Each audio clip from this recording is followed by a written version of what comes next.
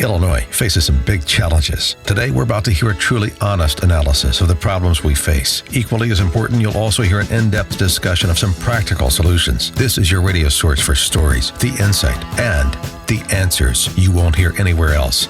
Not in the media and not coming from Springfield. You're listening to Illinois Rising, presented by the Illinois Policy Institute. Now, here's your host, AM 560's Dan Proft.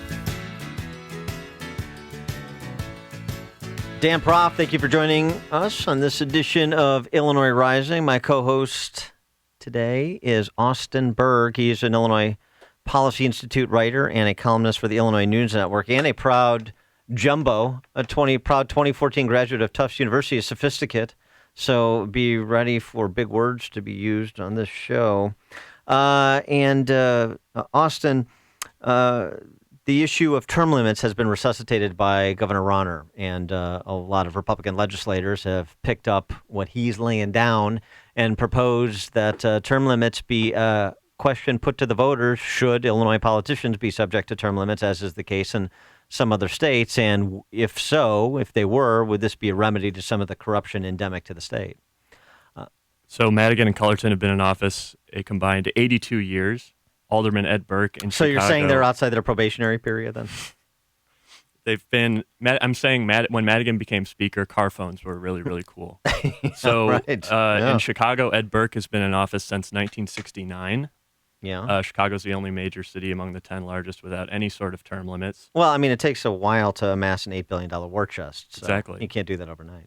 And you see this calcification of power in Illinois has become more of a dynastical state in terms of politics instead of a state where people have to deal in terms of elections. Now they're dealing in terms of 5 decades-long eras of political power, and obviously that's a huge problem. Well, for more on this discussion of term limits and their potential impact, we're happy to be joined by Dick Simpson. He's a poli-sci professor at the University of Illinois, Chicago, and a former Chicago alderman, of course, and the author of the book Corrupt Illinois: Patronage, Cronyism, and Criminality. Corrupt Illinois. Maybe that's the name our state should be changed to. Dick Simpson, thanks so much for joining us. Appreciate it. Glad to do so. So the term limits proposal that's been offered up by the governor once again, and it's been an idea that's been bandied about for some time, even in Illinois. What do you think in terms of its potential impact of improving the political culture in the city and the state? Well, term limits is a good idea. There's, the discussion at the state level, and there's also a petition that Pat Quinn is passing out to limit the terms of the Chicago mayor. Term limits go back to the kind of concept the Founding Fathers had, which is we should be citizen patriots, in office for a while and then back as a citizen a while. Rather than career politicians who only live from office to office. It isn't a silver bullet. Where it's been used, it doesn't solve everything that's wrong with politics at any level, but it is useful. It does cause turnover. It tends to increase participation by women and minorities because the old white guys end up retiring and they get replaced by a more diverse set of new officials.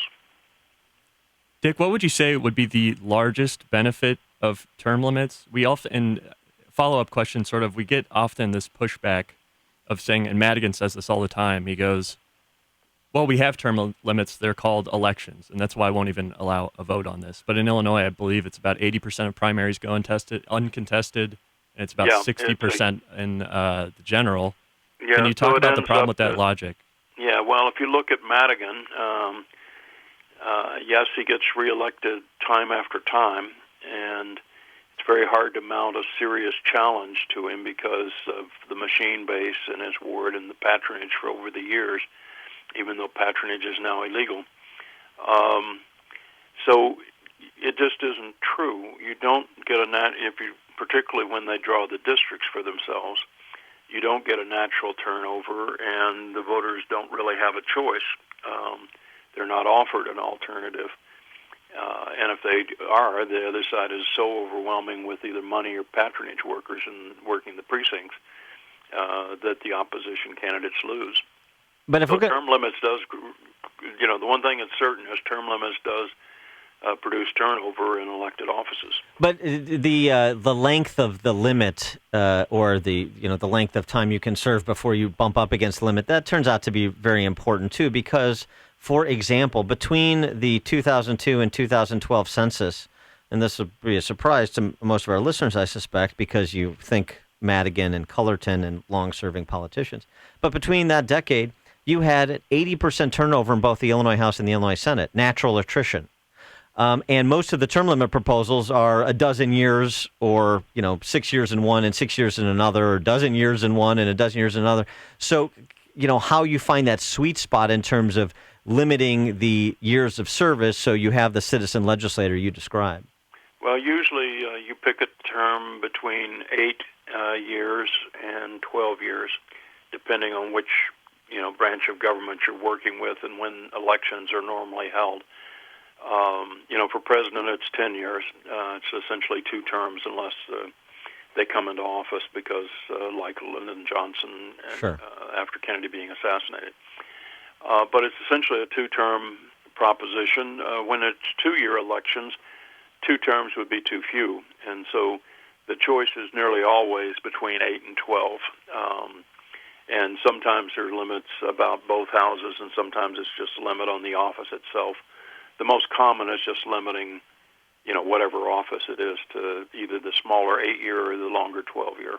Professor, could you talk about your experience in terms of the Chicago political culture and how specifically Ed Burke has been able to dominate that culture through a tenure that has lasted at this point? It seems it's over 5 decades at this point. So yes. So Eddie Burke was in the city council only 2 years before I was. And so we served together for 8 years, and then I voluntarily retired, and he continued. That's part of what gives him clout. He also gets clout because of the strength of his ward committeeman, and he returns a very strong vote for the party in his ward. And those 2 things, longevity in the city council, knowing the rules. There are less than 10 aldermen in the city council that understand the city budget, for instance. Some of the procedures require getting used to or close attention. And so Burke, by both expertise and by clout and by the vote he delivers in his ward, has been the floor leader for a number of mayors as head of the finance committee. And so how do you address the argument that is advanced by term limit opponents that this is sort of the problem? If you have short-timers, then the institutional powers will control the process, unelected lobbyists and other influence peddlers. Well, I have my own direct experience. I was active in the city council and opposing the mayor and fighting on all the major issues of the day within a few months of when I came into the city council.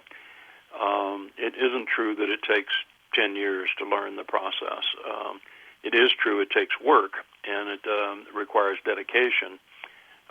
But certainly within the first few months, or at least the first year, everyone that is going to be a good legislator, no matter what their politics and what side they represent, is going to know enough to play that role effectively.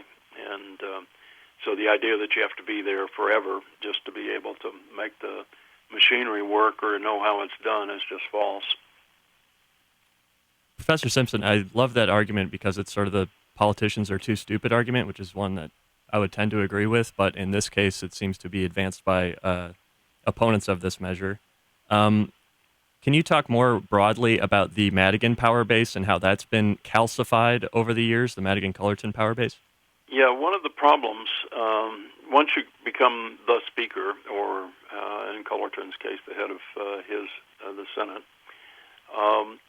a number of powers accrue to you.